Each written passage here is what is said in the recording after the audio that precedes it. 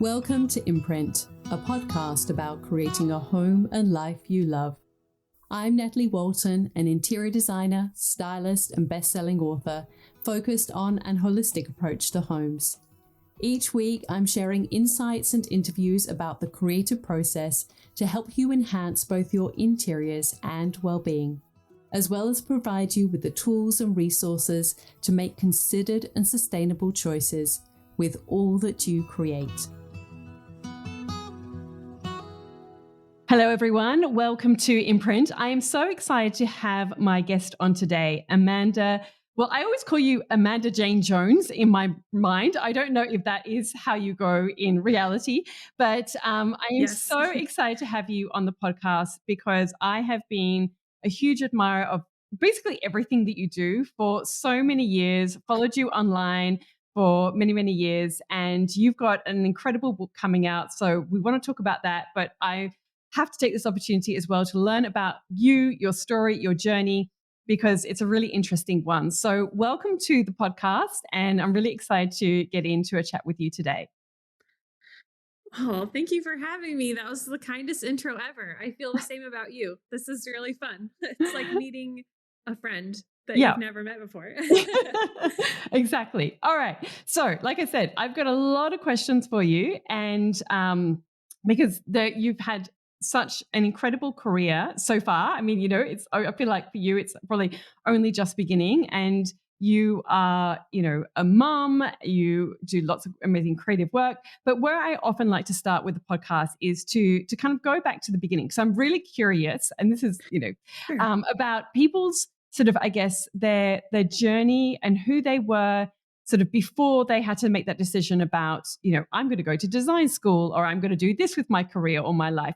So can you fill in that chapter of your life in terms of where you grew up, what your childhood was like? Give us a little glimpse into that.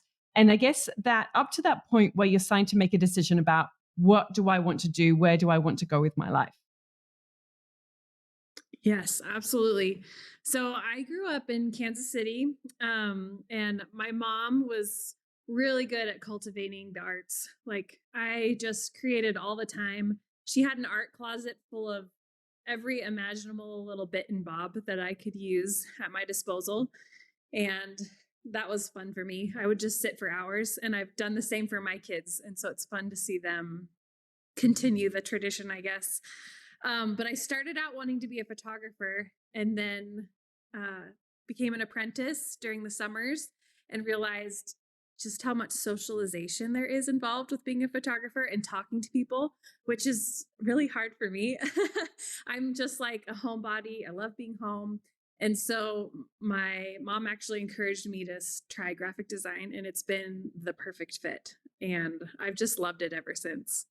So in your book, which we're going to get into, Mother Founder, you talk a little bit about how you were you went to design school, or you went to college, and you were actually one of two Yes. people that was not selected as an intern. And I thought, for a start, Yes. that is so interesting because obviously you've gone on to have an incredibly successful career. So first of all, how somebody's opinion or judgment of you doesn't always matter. Obviously it's just an opinion. And secondly, how you, I guess, managed to pick yourself up after that. So can you share a little bit about that story? Because I think it's so Oh, sure. encouraging in a way, that I think people just see like this amazing career and think like, oh, she's had like, everything's gone right for her. And, in the book you share where it hasn't gone right. But can you share a little bit about that story? Yeah, absolutely. No, the program I was in was very competitive, and I just didn't quite fit the mold that they were trying to produce. Yeah, my professor would tear my work off the wall, he would roll it up in a ball. And back then, the way they did it is they would select different internships for different artists.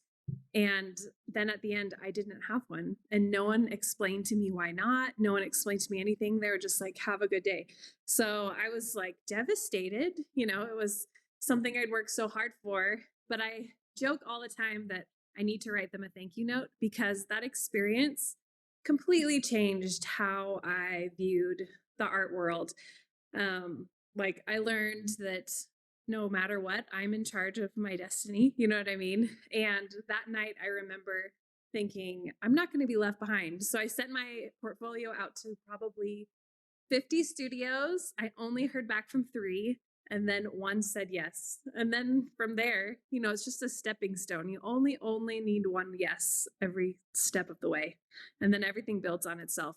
So I feel like that experience, although hard, it taught me to be a go-getter. It kind of empowered me to just take hold of my future and do things the way I wanted to do it. I love that. You only need 1 yes. And that's so true, isn't it? And people don't share or don't hear about the no's. And I mean, every creative, every person out there has had so many no's. And the fact that Oh you my gosh, share yes. that story, I think is so important, because I think, again, people can feel so less than, or that they're not making progress, or, down on themselves, when they get those no's. But I think the more that we know and understand that that is actually just part of the journey, that's just part of the story, the better. So, Exactly. yeah. Well, the no's, I feel like, have made me who I am. You know what I mean? One of the women in the book, Justina Blakeney, she always describes it as a pivot. I love that. It's not like a failure, it's just an invitation to pivot your direction. And I've kind of adopted that as well. Okay, so can you now fill us in between you then got your yes and you started working with Yeah. one of these design companies, and then what happened between then and when you started working with Kinfolk and got involved with the kind of the creation of that project? Yeah, absolutely. So I graduated school. I kind of quit going to class, which sounds terrible, but I just realized, it was a losing battle. I just thought, you know what, I just need to figure this out for myself. So I kind of finished the semester, didn't do absolutely wonderful, but then I got an internship and then a job at a design firm. I followed my husband. He was getting his law degree, and there was only 1 job available in the design field, and I got it. But I was miserable. I was depressed. I wasn't making very much money, and that's when the light went off in my head. I think you could be self-employed. That idea was just like simmering.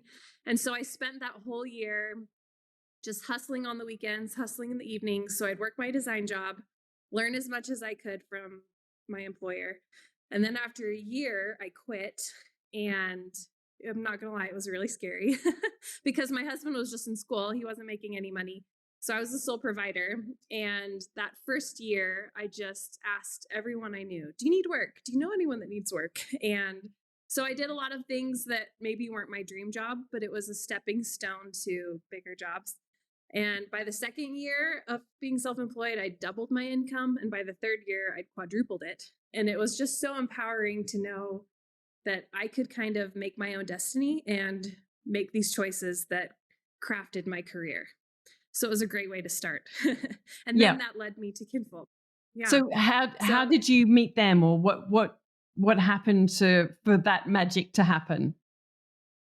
yeah, so Nathan and I had followed each other back in blogging days, Blogger, and he just reached out. It was right about when I was ready to quit my 9 to 5 job. And he just said, hey, I have this magazine. I'm really interested in your work. His designer was pregnant and sick and couldn't do it. So he's like, I need someone to fill in and step in. So I did. And it was just like magic. It's some of those things just happened and everything kind of fell into place. I mean, we made a lot of mistakes, but we were both really poor and young and didn't know what we were doing, which kind of makes you bolder and braver. And so it was a good experience and I learned a lot. And what would you say, because I think you've got such a distinct aesthetic, how has your aesthetic evolved over the years? Like, what are some of the key influences in it? It's quite a pared back, simple style. Has it, like, do you see elements from maybe your childhood or key mentors along your journey that have really influenced that aesthetic? And how has that evolved over the years? And then I guess, how do you Yeah. infuse that into different client projects? So then when you're working on something such as Kinfolk, obviously the client's coming to Mm-hmm. you with a brief and they're coming to you for a reason, but I feel Yeah. like there's so much overlap with styling, interior design, where, you know, you are known for a particular look and feel, and people come to you for that, but also they're wanting your take on their project. So how's your Right. aesthetic and style evolved? Oh, so much. Well, and it's funny because when I started Kinfolk, I remember thinking my professors would hate this because I loved simple design. I loved the simplicity, the just doing things outside the norm. And, but I think that was where part of our success was because it ended up looking like nothing else on the market at the time. And I think that was a good lesson in trusting your gut. I think over time, my style has evolved because so many people did come to me for the kinfolk style that after a while I was like, oh, I need something else. You know, I was ready for a new challenge. And so having kids and starting children's books, I kind of evolved into a more colorful, more fun aesthetic, but I still really enjoy going back to my roots and doing the simple, beautiful styles. And would there, I yeah. have a, oh, go Well, I ahead. was going to say, like, would you say there are like certain designers that have influenced you, whether it's graphic Oh, designers or, you yes. know, like, where do you think your, like, the foundation of your style comes from in that sense? Well, a lot of my inspiration in the beginning came from I used to be a collector, I guess I still am, of ephemera, like vintage books. My bookshelves are just full of old books, and I would keep, if I went to the flea market, I'd pick up old pamphlets or old photographs, and I loved that old aesthetic. Um, and then I've always been very inspired. I saw Myra Coleman speak at a conference when I was in college, and her work just moves me. She's not a graphic designer, but she's an illustrator, author, and so much of that is intertwined, you know. And she's actually in the book Mother Founder, but her work has always inspired me. And then I'm very inspired by mid-century artists, Ray Eames, all of that. Is that to do It's with, an yeah. Ayn Yeah. Is that to do with, because I'm not familiar with Kansas City. Like, is that to do with, or Kansas, where you grew up? Like, is there a bit of a mid-century vibe there in some of the homes? Or do you think it's partly related to that, or your parents and their aesthetic? I don't think my mom and I have very different styles. We're very opposite in that way. But I think, yes, I would say Kansas City has kind of a mid-century vibe. It's more industrial. And it's funny when I left, I was like, get me out of here. But when I go back as an adult, I think, oh, I love this. I think I could see myself living here again. You know, it's a really lovely area and kind of a secret of the US. Not many people know how great Kansas City is. Well, one of the things that I've loved about following your journey is that you have lived in so many different places. You have lived in Chicago for a long time, which, you know, as somebody who lives in Australia and not knowing a lot about Chicago, it was like, oh, that seems like an interesting place, you know, like in the style of your home. Yeah. You correct me if I'm wrong, but didn't you live in Switzerland or somewhere in Europe for a Yeah. stint while your husband was studying or doing some work like that? What have been some of the, I guess, like the influences of some of the places that you have lived on your style, your work, you know, and being able to work, I guess, as well? Oh, so much. I'm really grateful being self-employed. I just can follow my husband wherever his internships or schooling or work takes him. And vice versa, because he has this flexible schedule. But yeah, I think being able to live in different places can really shape you as an artist. You know, the tastes and the smells and the colors and the posters. It's just also inspiring. And every time we travel, we try and collect books and little trinkets that we keep around our home so that we're always kind of inspired from our past travels. Yeah, yeah. No, it's always fascinating to watch your journey. Okay, I have to share this. This is a sort of little excerpt from the book because I feel like it sums up Yes, so well what this book is about. So let me just, if you just bear with me for 1 second while I read this out. So of you course. say, Yes. to quote the great Brené Brown, it is a terrible myth to believe that once we have children, our journey ends and theirs begins. For many of us, the most interesting and productive times in our lives come after we have children. So that's the quote from Brené. And it says, in fact, the two of us, which is you and your co author, I'm just forgetting her Mm-hmm. name. Where is it? Jennifer Fernandez. Jennifer Fernandez. Sorry, I have that written down. There's further down. Yes, You and totally fine. so, in fact, the two of us found that our ability to be productive and problem solve in our work increased exponentially after having children.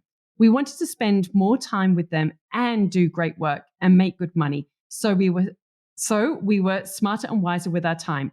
This is why we feel so deeply passionate about this book and its message. We want to empower mothers to support them and raise them up, because we know they are already equipped with many of the tools necessary for success. We want to reassure them that loving their children doesn't have to mean sacrificing their professional identities. This almost makes me choke. Like, it's just so beautiful. Me too. If they don't want to, and that finding meaning in work doesn't have to mean sacrificing their relationships with their children. For whoever needs to hear it, we want to scream from the rooftops, there is room for you. I mean, honestly, like, it just gives me goosebumps reading that. Like, I was not expecting, when I started reading this book, I was not expecting to feel so deeply seen and kind of recognized and acknowledged as somebody who is a mum who loves my children, but also really loves the work that I do and also needs to work, like, it's those kind of, I guess, like those three things. Like, it's, because I mean, you can be, passionate about something, but it's like, oh, this is a hobby and this is nice and so on. But, I support my family essentially. And my husband works for my business, and you talk about this in the book that, I don't know if this is still your story, but you've had many seasons where you have been the person supporting your family. And I think this is why I have always deeply resonated with you and what you do and how you show up and the work that you do and who you are, because you can follow somebody on Instagram, you can think, oh, isn't that fun, they're doing this cute craft project with their kids, and you can enjoy it and you can appreciate it. But when I see someone who's doing those things and working and and I think one of the things I also really admire about this book is of how honest you are about your values and what's really important to you. And I know that you have, over the years, created so many posters in relation to causes that you're really passionate about, or projects or whatever, and how you really stand up for yourself in that way, which I really admire. So I think that this book is such a beautiful encouragement for anyone who is a mother and working, to see that you're not alone. And I think that, we can feel connected to people online, and we can watch people on Instagram and see that they're people, but we can still feel sometimes quite alone on our journey. And I think that the encouragement of this book is that you're not alone. And for me, like I said, I mean, even just reading that little extract, it really touches me so, so deeply, because, I think that, it seems to often be sort of divvied up into different, like, you're a mom, or, you're a career woman or whatever, but not that, like, how can you hold space for both things?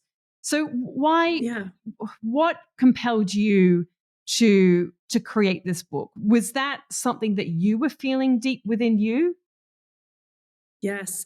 So I actually grew up in, which, first of all, thank you for those kind words. That just means so much that it touched you. And that's our goal, is, to reach the women that need to hear it. But yeah, I was raised in a conservative community where major messaging was women belonged in the home. It's really important that you find a husband and start a family and maybe use your education if you need a backup plan. And in the back of my mind, even as a child, I was like, this doesn't feel right. And it doesn't feel good for me. And I feel like often in the world, especially today, a lot of people have opinions on what a woman should be, what she should be doing, what she should be saying. And a lot of times people think that women should either be mothers or working, and that it's an all or nothing situation. And really it's not. A woman can have so many identities. Being a mother is one of the greatest joys of my life, but it's not my only joy. And I find immense gratification and fulfillment from my work, just like I find fulfillment from being a mother with my children. And I'm lucky that I found a spouse who also supports my dreams and my art, and I support his. And I've never been asked to give up my dreams. But I've been talking to women that have been asked to give up their dreams to stay at home. And it breaks my heart. I feel like the idea that a mother that works is lesser than is heartbreaking. I feel like the time and effort I put into my family is just as valuable as the time and effort I put into myself and my growth as a human being. When I first had my daughter, my husband was working 12 hours a day. I was drowning, he was drowning, and we just both looked at each other and we're like, we've got to figure something out so that it's more of a partnership. And yeah, it's been a really wonderful thing to grow together as a team and share the load of parenthood and kind of get rid of the gender roles and the stereotypes and find our own way that works for our family. Is this a book or an idea that you've had on your heart for a long time and it finally found that you had the time to Yes. do it? Or was there like, I know in the book, your co-author sort of shares a story about that she interviewed you for, a magazine and, you then Yes. contacted her. So was that, or did that kind of go, oh, this is now the right time to do this? How did that, was it a bubbling away for a long time? Yes. So I'd been working on it, kind of concepting it with my agent, who's amazing. Her name's Kate Woodrow. And she had been like, we'd go back and forth about ideas and how this would work. And she said, you might, because writing isn't I like to write, but it doesn't come as naturally to me. And she said, you might consider a ghostwriter. But then I had my interview with Jen, and she was so lovely. And I'm sure you have experience with this. When you meet someone, you just click and you feel like, oh, I really like you. And so then I don't know, maybe it was a couple weeks after, I wrote to her and I was like, this is so crazy, so out of the blue. But would you ever consider co-authoring a book? And I explained what my idea was, and I shared with her the mock interviews I'd done and the design. And she immediately was like, yes, I've been waiting for a project like this. It still gives me goosebumps. It just felt like the universe was bringing us together. And we've been really lucky because we worked really well together. We both have similar temperaments. It was it was a hard process, but working together was very easy. And I'm really grateful we found each other. And you all, but it's been a long journey. We've been working on this for 3 years now. wow. Yeah. And I mean, you actually, the book starts with sharing, I think it's Jen sort of shares something like about this idea of rejection, that you faced 10 no's with this book before you ended up ultimately sign a deal. So that kind of circles back to what we started this conversation about, which is this idea of how often we have to hear and almost embrace the no's. Like the more that we can go, come on, Yes. give me more no's because I know I'm getting closer to a yes. Yes, exactly. Well, and it's interesting because most of the no's came from publishers that were run by men. They would say things like, I don't think this is a necessary topic. But the publishers run by primarily females were like, they understood our vision and they said yes. Amazing. So I'm glad we found our fit with Artisan. They've been a wonderful company to work with. And so the book is predominantly a series of interviews with a range of women who are across a bunch of different fields from, you've mentioned, interior designer Justina Blakeney, the Sarah Sherman Samuel. You've got people like Joy or Joy Chan, is it? Joy Cho, yes. Joy Cho from Oh Joy, sorry. And yes. a whole heap of, people who are nutritionists and, a range of different fields. But that was all of their stories were really inspiring and interesting to read and hear. And very much it's not just like the glossy side of motherhood. The questions and the interviews really get into the challenges of, when people have had to, have those moments where they sort of think, this is not working for me in my business. I'm having to breastfeed and go straight onto, this meeting or this thing or, and the challenges of juggling, motherhood and business. And so, it really is, pulling back the curtain on the challenges of doing that, but it is also reassuring, and people share as well their their big lessons and advice. But what I also really loved was that you intersperse throughout the book your sort of some of your big takeaways or lessons or experiences. And I wanted to well, first of all, before I go into some of those, what surprised you about some of the answers as you were reading through them? Were there some things that you really surprised you about the answers, or didn't surprise you and you're like, oh, this is just, it's incredible how we're all going through the same thing? Yeah, I think it was more that a big theme was that many of the women being self-employed obviously isn't the easiest choice in a lot of ways. But when asked if they would pivot or go back to a firm, most of them said no, because the amount of autonomy and flexibility they have, I think it comes down to time. They're in control of their own time, and for them that is empowering. And it's not about the money always, but the time, and that they get to choose how they spend it.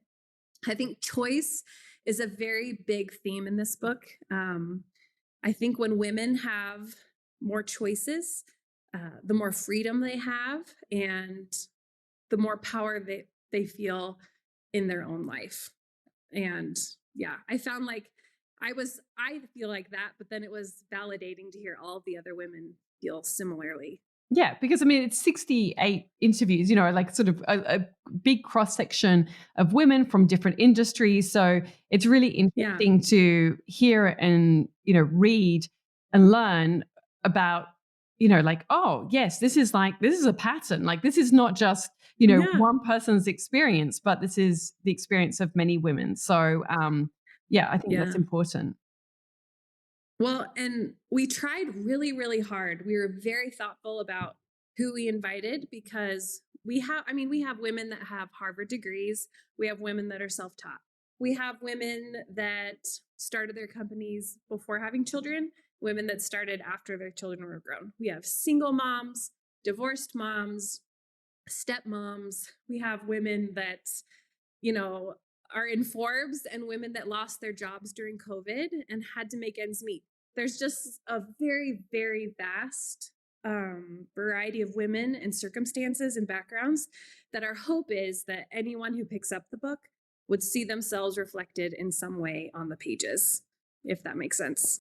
Yeah, I mean, before these women were briefed, I mean, did you, about the questions? I mean, did you say, look, we really want you to be honest and really share, the Yeah. challenges of motherhood? Because, sometimes I think it can be very easy interviews for people to say like, oh yeah, it was a little bit hard, but now everything's rosy, that kind of thing.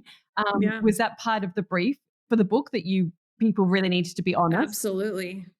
Yeah. Yeah. We were like, tell us the hard stuff along with the good stuff. Because that's the only way it will be helpful to anyone. That's the only way you grow, is when you go through the hard things, then come the good things. Yeah. I feel like in every sense of life. Yeah, completely. Okay, I wanted to ask you to just share a little bit about some of the topics you discuss in the book. So, one of the big Yes. ones, and you shared this a little bit more towards the end, which is this idea of women not talking about money. And I think this is huge. I Yes. think that, Huge. as well, in general, in society and culture, we don't talk about money, obviously specifically women. And what's your take on that? Why do you think we need to talk more about money? Oh, well, I quote, I'm not going to get the quote exactly right. Maybe I have it right here. Uh, but it's Victoria Woodhull. She was the first female stockbroker in America. Let's see if I can find it. Yeah. And she says, women's ability to earn money is better protection against the tyranny and brutality of men than her ability to vote. And I also quote Tori Dunlap, the financial feminist, who I adore her book. And she says, having money means having options. And I was raised that talking about money wasn't ladylike. But the problem with that is that when you don't openly talk about money, that's where we get gender gaps. That's where we get women who are working for much smaller pay. And I give this example sometimes. One time, a family member asked me flat out, well, how much do you make? And so I shared, and I was like, why? How much do you make? And then they said, oh, we don't talk about those kind of things, like shaming me for engaging. You know what I mean? And I've just learned that you can't live that way. And one of the best things I've done in my career is recently I have a women's group. We call ourselves Art Club, but we get together, we make things, but it's a safe place for us to talk contracts, to talk resources. Like the other day, one of the women in the group got a request by someone famous to do an invitation. She's like, tell me how much I should charge. You know what I mean? It's a very safe place for us to make sure that we're all hitting a higher standard than maybe we would have, held for ourselves. And for me, the ability to be financially independent is huge. I feel safety in knowing that I can be financially independent. And again, it comes down to the choices and feeling empowered. I feel like it makes me feel in charge of my future in a way. Yeah. And I just want more women to feel like that. Yeah. Yeah. And I think that, the more that we, going back to Brené Brown, like the more that we remove the shame about talking about money, like it's sort of like when you talk about the thing, shame can't live in the space where you kind of talk about it, the better that we're all off. And like you say, that's, I think, a huge part of the inequality in pay between men and women, when I look at it in all industries. I mean, my daughter is obsessed with soccer at the moment, and, it's just crazy, the inequality between, women's sport and men's sport. And, I was listening to an interview with this American soccer player, actually, and she was talking about how, for so long the rhetoric was like, well, you should just be grateful that you can play, it doesn't matter, like stuff like that, which is like this whole other thing. But it's so across so many different industries. So yeah, I think the more that we talk about money, the better. And if you're not in some kind of community or space, such as you say, I think try and find yourself in a place where you can ask questions, where you can, be around your peers that are doing the same kind of things as you, because I think it's so, so, so important. You need to have a sounding board. Yeah. Which kind of leads us into contracts. And you share some of your experiences with not having had contracts. And I have a group coaching program called Design and Grow. And I was actually just talking to somebody yesterday who's working with big international brands. She's an interior designer and does big projects for them. And, she's just kind of got her contracts like ironclad, because, it's like when we're dealing with these big companies, we kind of go, oh, like we're so grateful in many ways to have that kind of work. But then like we don't stand up for ourselves, and a contract is the legal way we can do that. So can you just share a little bit about or maybe one of those stories where you didn't have a contract and how you got burnt? Oh, yes. I mean, yes. So I was working with a company and we moved forward without a contract, and I was making an 8% royalty for them to use my art.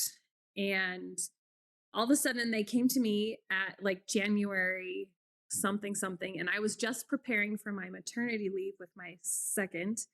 And they said, we're really sorry. We had some errors in our accounting and we overpaid you, but there was no documentation or anything. But they said, we overpaid you by $4,000. And I was preparing for maternity leave. I could not pay that back. Like my husband was in school. I was like, is there something we can work out? Do you want me to take it out of royalties? And they said, yes, but we're going to move your royalty down to 1%. And I was mortified, embarrassed to be treated like that. But frankly, I mean, I say all the time, it was my fault. I should have, enforced a contract, because if I'd had a contract, that would have never happened. And the funny thing is, after that happened, I still did not enforce a contract, and it happened again the following year. And so then after that, I was like, okay, I'm done. I'm out, But that was such a huge learning experience You have to have a contract, even if it's a friend, even if it's a family member. Like, even the tighter your contract is, the better it will go. You know what I mean? When there's no wiggle room, there's no questions, you can always refer back. Well, the contract says this, and then you move forward, no drama. So yeah, I always talk about having a good contract. And I'm grateful I married a lawyer because he actually studies contracts. So that works in my benefit. But finding a great lawyer is priceless. And so does he create your contracts now, or do you go through a sort of an external service? Yeah, no, he goes through all my contracts, which is so kind. And actually, funny enough, he's like my biggest advocate, that sometimes I have lost jobs because they're like, this is too much. Like, he just goes through every detail and they're like, I'm sorry, we can't do this. It's too much. But then in those instances, I think, well, I'm probably better off, if they weren't willing to make those adjustments. So can you share, because I did find this really interesting, because I've worked alongside a lot of designers, graphic designers over the years on my own books, my own projects. And I do think it's really interesting that you have created this revenue stream through doing, I guess, licensing deals. Is that what you would call it? Whereby you have designed a product for a company and, like you say, you get a percentage of royalties. So is that something that, like, when did you start doing that? Has that been a good source of income for you? And what are some of the lessons that you've learned through doing that? Because we do get many designers listening to this podcast and, within the creative industries. And I just think it was a really interesting pathway that you've gone down. Yeah. So when I started out my career, I was solely doing graphic design work, books, logos, that type of stuff. And then the opportunity came to start doing collaborations. And I actually loved it so much because for me, it was a wonderful way to get some supplemental income. You design once and then you get monthly payments. And I mean, as a mom who has less time, that's fantastic. And I also found that when I do collaborations, it's a wonderful way to introduce your work to new audiences and to, piggyback off of other people's social media followers. For me, I don't license as much, but I do, just because a lot of people want to use my name, like collaboration with Amanda Jane Jones. So I'll usually charge a design fee and then also royalties from the product. So that's been great for me. Yeah. And do you think, how much do you think it's been key having your own personal brand? You touched on that you used to do blogging. Obviously, you've got quite a strong presence on social media. A lot of designers don't necessarily do that. Do you think that is something that people should really consider in terms of, if they want to certainly go down that path, but building up their business, getting clients? How key has been having a personal brand to getting more work and collaborations? In my experience, it's the only experience I've had. It's worked really well for me. The only downfall is if something doesn't go quite like you envisioned, then it's like, it feels a little funny to have your name on something you don't love, but then you learn from that experience and move on and try to be more picky. But yeah, it's been wonderful for me in my career.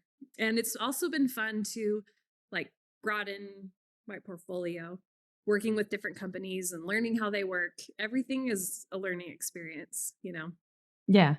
I did want to ask you about Instagram, social media, because I feel like you do navigate it so well. You sort of have this beautiful line, though, of, I feel that whatever you do is always in integrity, and it's always, it's kind of like sometimes you do your outfits and they're always really cute, and they're kind of like, you create these like little reels and they're fun and they're playful and they never feel either cheesy or like, pushy, or I don't know, like you always kind of get this really, really nice balance between, obviously, still showing up, still creating content, and still kind of doing in a way like what the algorithm wants, you know what I mean? Like you are creating reels, which Yes. a lot of people, you know, like I'm not going to create reels and, you know, this whole thing about it. Yeah. But you do it in a way that is authentic to you. What is your take on social media, and what are like some of, I guess, the red flags that you have in your own mind in terms of what you will do or you won't do, or how you want to show up? Like, what's your frame on that? What's your filter in terms of how you use social media? Oh gosh, that's a big question. And to be honest, it's ever evolving. Like some days I'm like, I'm done. I'm quitting. um and in the beginning, I made a lot of mistakes. Um I shared my kids a lot more than I wish I would have, especially now with AI and stuff. I don't do that anymore. And um and I'm much more picky about the brands that I work with. The first ever I've shared this before, but the first ever sponsored post I got, it was in that first year of my daughter being born. We were so poor. My husband was in school, and McDonald's reached out to me to do a sponsored post. And it was about, like, you know, those, they were putting cuties in the Happy Meals. And I was like, sure, I can do that for that amount of money. Like, I was so excited to make this big chunk of change. And it was for 3 posts. And I did one post, and it was just like, oh, I got called names. I was called a Satan follower. I was like so mean. But honestly, it was good for me because I was like, you know, I don't even eat at McDonald's. So why? I was just desperate for more income and an easy way to support my family. But it was a good learning experience that, you know, who you sign up with, that really could impact your brand, your business. And so I've learned a lot better to partner with brands that I align with their values and have a similar aesthetic and that I actually use. So I don't know. It's hard. The reels are hard, but I'm just trying to go with the flow. Who knows if what the next change will be? You know, it's ever changing. And so I try not to get comfortable doing one thing and just figuring out as I go. And so, how much do you plan your feed in advance? And how much, like, what are some of, I guess, the things Ooh. that you've worked out that work for you in terms of creating content and that side of it? Um, some months I'm really great at it, and some months I'm not. A lot of it has to do, I plan around books that I have coming out, projects that I have coming out. So that's a nice, like, built-in schedule. But otherwise, it's just kind of, I don't have a rhyme or reason, to be honest. Maybe I should. Maybe I'd have more success on Instagram if I thought about it more. Or maybe not. I don't know. The algorithm seems so mysterious to me because I don't know what's going to do well and what doesn't. Yeah, But you just yeah. gotta figure it out as you go. Yeah. And like I say, I mean, I think that you've sort of certainly found the kind of a sweet spot in a way of showing up in a way that seems, you know, in alignment with who you are, what you stand for. And, you know, Oh, you're thank still you. showing up, you're still consistent, which I think is a huge part of, you know, the process. And, you know, that can lead to kind of your success in inverted commas, you know, in terms of like people still reaching people, still connecting with people who are in your community, which I think, you know, is kind of what it comes down to.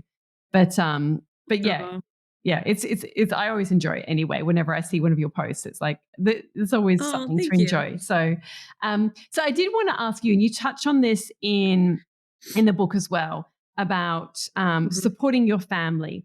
And Yeah. it's aligned to this idea of what we've just spoken about with Instagram, which is, Mhm. you know, doing things that are in integrity and, you know, authentic to you. Because you Mhm. have had seasons, and I'm not sure which season you're in currently right now, but you've definitely had Yes. seasons where you've shared it on social media as well. And you talk about it in this book of, you know, you are the one who's supporting your family while your husband Mhm. is studying, he's still at school. Um, Yeah. when you have been in those seasons, and obviously, like you say, you know, you had that instance with, you know, a big corporation and you went, okay, we need the money. I'm just going to go for this work. But I do always feel, though, that you do seem to get kind of this good balance of still bringing enough money, but working on projects that you love? Do you think that comes down to experience, or what has been key for you to still being able to, make enough money, but also work on the projects that you Yeah. really love? Oh, yeah. I love talking about this actually, because my husband only got his first job when we moved here. And it's funny because everyone says, "Tell me what your husband does," when we meet new people, not realizing he just started working. Anyway, it just cracks us up. But yeah, so what I do is I like to keep a list of personal projects that I want to do that like pull at me when I'm daydreaming. And you know how work comes? Well, for me, it does. It ebbs and flows. When it rains, it pours. And so then when I'm in a low spot with work, instead of being like, "Oh no, there's no more work," that's when I look at my list and think, what personal project do I want to work on? So usually that comes around children's books, murals I do, collaborations. That's when I take that time to be like, okay, what company do I want to work with? What could I pitch to them? And then from those lulls in my design work come these other exciting opportunities. So I just try to not focus on the slow parts of my career and just always look at it as an opportunity to do something new. Yeah, I love that. And so give us some tips on pitching to companies, and give some examples of Oh, sure. some of the collaborations that you have done. So what has that looked like? Is it you have designed, a product range? Is it like what actually is, the collaboration, which is such a broad term. It can mean so many things to so many different Yes. people. So can you give us some tips on, well, first of all, let us know what it looks like for you to collaborate, and then what are some tips to Yeah. pitch? Yeah. I'd say in the beginning, people were reaching out to me to do collaborations because I'd never done any. And so then working with those companies, I started realizing, oh, I can pitch to other companies. So what I do is I'll mock up a product or a print and I'll actually put it on their product and kind of brand it, give an example of what it could look like, how we could market it. I'll kind of do a whole presentation. And yeah, people say no, but a lot of people say yes. I think what's exciting about those is that a lot of companies are looking for artists to work with, looking for new ideas, but maybe are just waiting for you to ask. So that's been fun. Like, I love working with Schoolhouse Electric. They're so fun. And yeah, I just did a collaboration last year with Opinel, the knife company. That was so fun. I just love collaborations. I think it's a great way to meet new people and try new things and see your work in different mediums. I love it. So this kind of ties back to, I guess, that contract idea. So if you're creating a pitch and you're doing work Yes. ahead of, you're submitting an idea to them, how do you then Mm-hmm. know that they're not just going to take that idea and run with it and not involve you? So there's that side of things. And then Mm-hmm. how do you also find the right person to pitch to? Because it's like with books, isn't it? Like you've got to find the right person to speak Yeah. to, otherwise it just goes in a slush pile. Yes, exactly. I mean, it's a gamble. My work's been copied before. I think probably every artist has been copied before. One thing that I always do is I put, copyright Amanda Jane Jones on every presentation. If someone comes to me to pitch an idea to them, I have learned to have them pay for my time to pitch. And then we work out a contract after so that helps because I've been asked to pitch things and then they don't pick it and you feel like, oh, it's a waste of time. Um, and then when I pitch, it's usually just like fingers crossed, but I've never had anyone steal an idea when I pitch, but I have heard of that happening. So Yeah. I think it's just a leap of faith. Yeah. Yeah. And Good tips. oh yeah. Yeah, yeah, Sorry, yeah. I No, no, interrupted. yeah, yeah. No, but they're good tips. I love that. Yeah, putting the copyright. You could probably even put a watermark or something on your designs, or yeah, Yeah. to sort of all those little things definitely help. Um, Yeah. so sorry, I interrupt you, and I had another question in the back of my head, and now it's gone. But Sorry. no, that's fine. So like I said, so you talked about so some of the things from the book was women not talking about money. So we've talked about contracts, Yeah. supporting your family, community we've touched on. So there was one other one, which Mhm. was boundaries. And I think that this is, Yes. it's boundaries with clients, boundaries with yourself. So what are Yes. some of the big lessons that you've learned about boundaries? Oh gosh, I have learned so much. I was raised to be a people pleaser. And in the beginning of my career, that was such a hindrance. That looked like me waking up at 4 a.m. to work till my daughter woke up and then like not sleeping. I wasn't exercising. I was trying so much to do so much for everyone else and forgot about myself. And I've just learned that I have to set boundaries in order to be a healthier mother, a healthier person, a more productive person. Even in my work, like I used to give all my clients my phone number, which was just so awful because you'd be at the park with the client with your kids, and then they're texting you, "Hey, I need this turned around in an hour," and then I'd run home and try and fix it with the kids, and I can't do that anymore. So now I'm very strict. I don't give anyone my phone number, and I have very set work hours. And if I get an email outside of those work hours, you don't get a response. I'm sorry, which I'm sure has lost me some clients, but in the end, it's better for my mental health. And I do feel like working relationships perform better when there are boundaries in place, because then you come to the meeting, prepare the email more organized, and work is then presented so much more efficiently when everyone's aware of the parameters of the project. Yeah, and it's about respect, isn't it? Like them respecting your Oh, time, yeah. your, contribution. And I think there's like a Yes. bit of a power play as well that happens in those situations as well. And so when you push Yes. back on that, I think Hmm. that actually benefits you. I've now remembered my question, which Hmm. was curious to ask, because I mean, we were talking about, some of your personal projects, and you mentioned about the children's books, and you've done several children's books now. Yes. Are they Hmm. purely passion projects, or can you make money from children's books? Because I'm curious, because I've done You can absolutely. I've done Yeah. obviously interior books, and I'm very familiar with that world, but I'm just curious because you have done several children's books, and are they a sort of a genuine revenue stream in your business? Yeah, absolutely. I mean, I couldn't live on children's books alone, but yeah, absolutely. I mean, when you first start out and you're a new author, they're kind of like, well, you have nothing to show. So, but then as you show your success, you can, and a huge part of my success is my book agent, who I mentioned, Kate Woodrow. She's like, maybe she'll say, "What do you expect to get for this?" And I'll say a number, and she'll get me double what I'm expecting. You know what I mean? She's fantastic.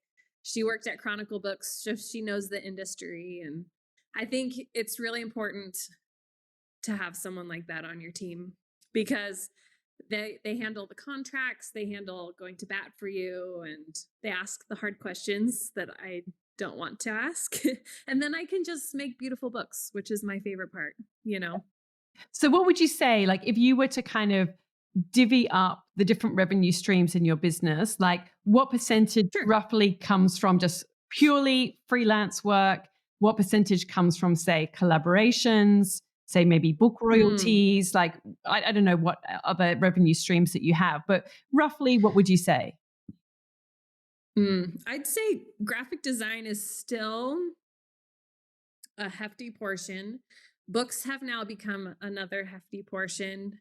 Um, I don't know. It's hard. I've never actually mapped it out, so I should. That would be interesting. I also have been doing a lot more Instagram ads, which love it or leave it. They are great because it's a quicker source of income.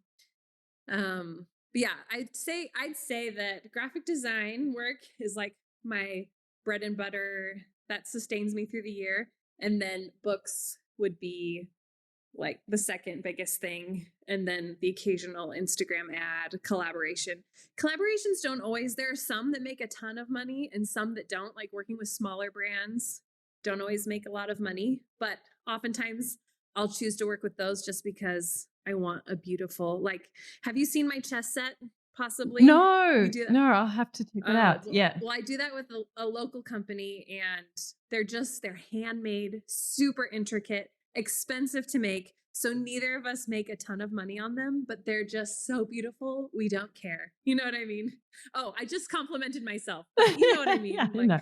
no, Yeah. I love having a handcrafted thing I designed, and to me that's more important than making a whole bunch of money on it. Yeah. Yeah. No, So definitely. you kind of pick your battles and choose your wins. Yeah. So give us a bit of an insight into like a typical week or a typical day, for you in terms of, obviously it sounds like it's very project based, but give us a rough Yeah. sense of like how you manage your time, your days, what kind of hours are you working on your projects and Sure, your yeah. business? Um, well, I have learned I am most productive when I start my day with exercise.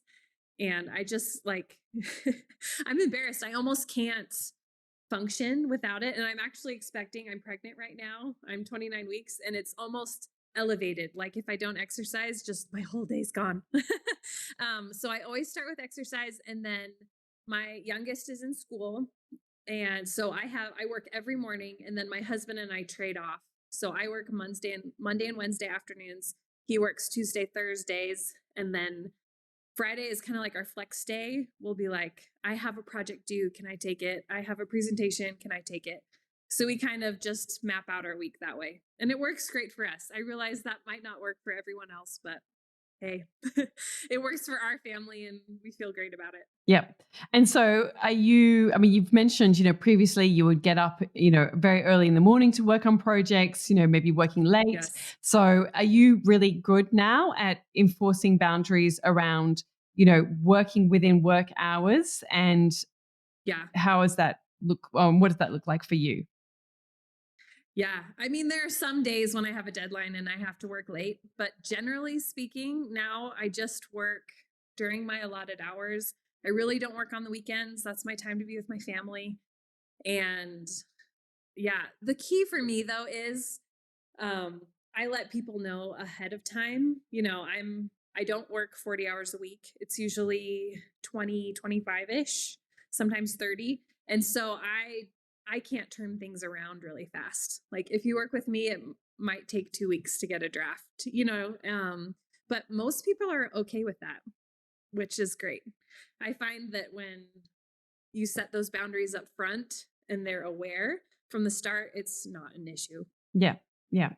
And so what about, I guess, talking to you about the journey of motherhood, creativity, Mm-hmm. work, making a living. What have been some of the big lessons or, pieces of advice that you would give to somebody else on their journey in relation to that? Oh gosh. I just very strongly feel that, there's only one you, there's only one me. What I need and what will work for me isn't going to work for my neighbor.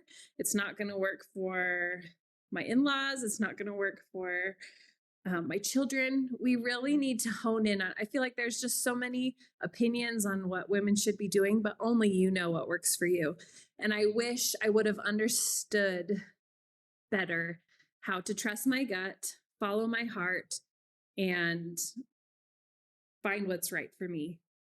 Did I answer the Yeah, yeah, question? yeah. Do you know, it's so funny because I had somebody, because on Wednesdays I do sort of one-to-one coaching with people in my group. And I actually had a woman ask me because she's trying to start a family and she was asking about my experience of motherhood and, doing Mhm. this juggle, this very thing that we're talking about. And I said to her, I said, what I wish I kind of knew earlier in relation to it is that you've got to do what feels good for you, and I would feel sometimes Yeah. guilty about like, but I'm not being, I see all these mums and, like they're doing all these things and just hanging at home with their kids all day. And sometimes I feel guilty about that, but then I'd feel this pull to want to do this other thing. And I think that's always going to be a part of who I am. And I said, if you want Mhm. to just be a mum, then that's completely fine. Or if you want to pursue your passion, Yes. that's completely fine. But you got to just do the thing that feels good for you. And I think that Yeah. I sort of I think, that thing of looking out to what other people are doing to try and sort of work out, well, what's the one for me? But I think the more that you sort of Mhm. just listen and tune into what actually, like, I think we all know deep down inside, like, what is that thing that feels right for us or good for us? And anyway, so I mean, I feel like Yeah, you said a very similar kind of answer, which is, yeah, like it's interesting to hear. So I'm going to now quickly absolutely. I've got a bunch of quick questions that I ask at the end of every Oh, okay. interview. So I just wanted to quickly go Okay. through these. But like I said, I just wanted to get your perspective on motherhood before we wrap up. Okay. So the first one Okay. is, which 5 words best describe you? Definitely homebody.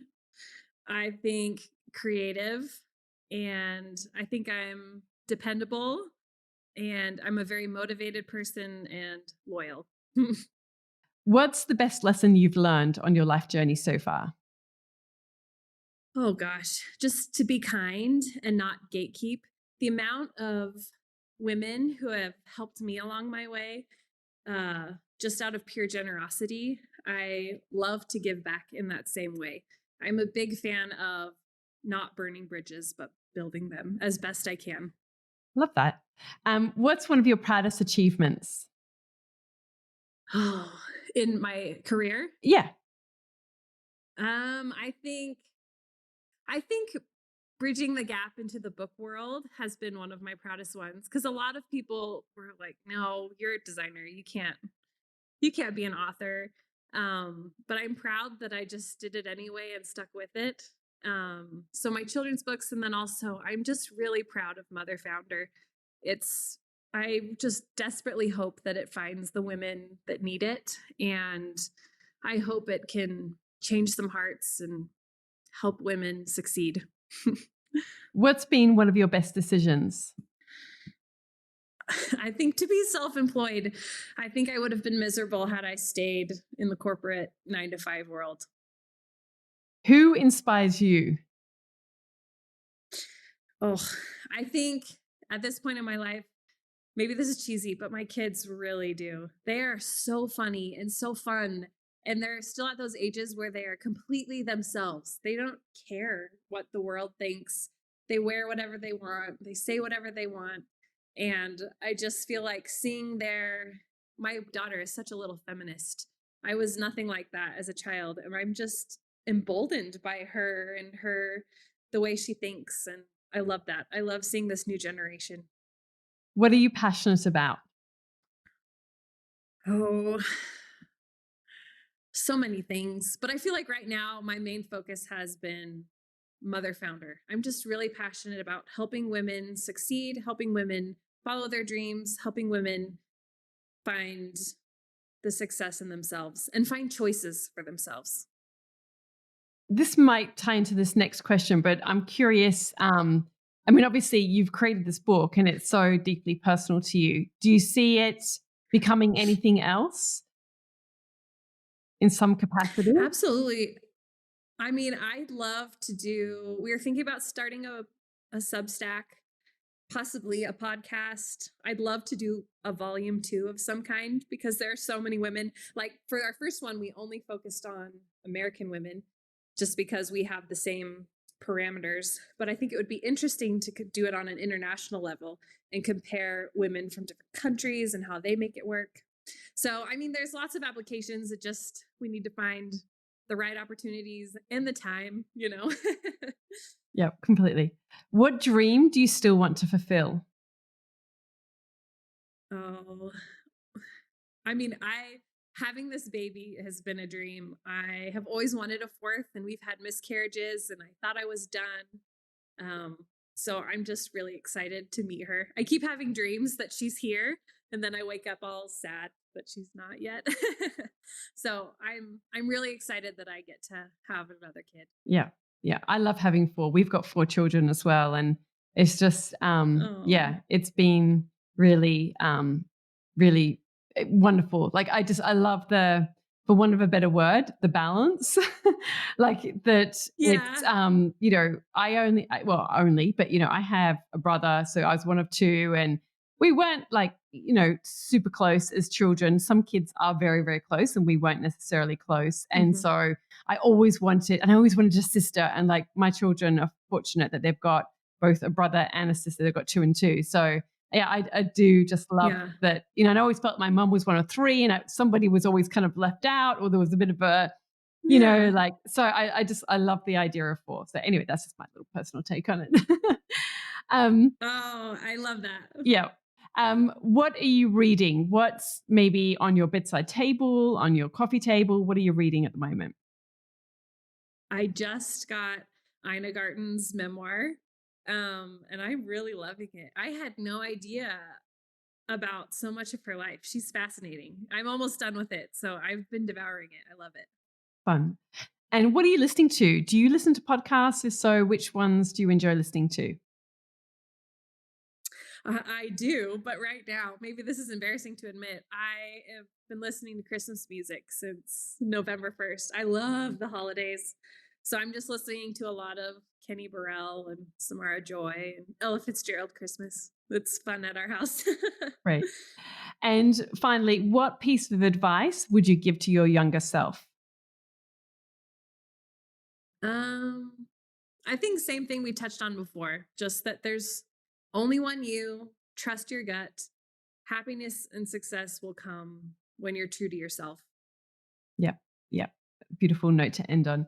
Well, Amanda Jane or Amanda? Sorry, I'm so used to saying Amanda Jane. I go by Amanda. Yeah. I'm so used to when I write it, it's Amanda Jane. Yeah.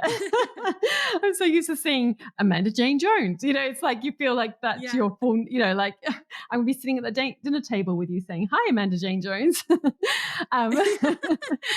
Thank you so much for sharing your story, your journey, sharing some insights, about pitching and all the practical things, as well as this beautiful book. So for anyone who... Thank you for having me. You're welcome. For anyone who maybe isn't familiar with your work, where's the best place for them to go check you out, maybe on social media or your website? Do you want to share some links? Yeah, so it's just amandajanejones.com.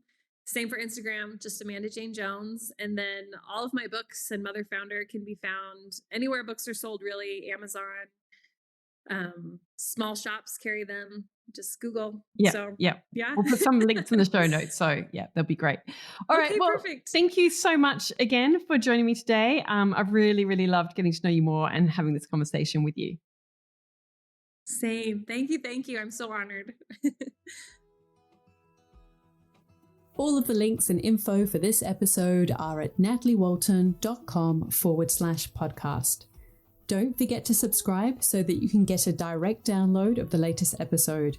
And I really appreciate when you take a minute to rate and review, as well as share the love with someone you know who might benefit from this episode, or on social media. If you'd like to access a range of free resources, come visit my website, nataliewalton.com. Thank you to Jaeger Media for producing this podcast. And I would also like to acknowledge the people of the Bundjalung Nation where it was recorded, and pay my respects to elders past, present, and emerging. I look forward to connecting again soon. I'm Natalie Walton, and you've been listening to Imprint.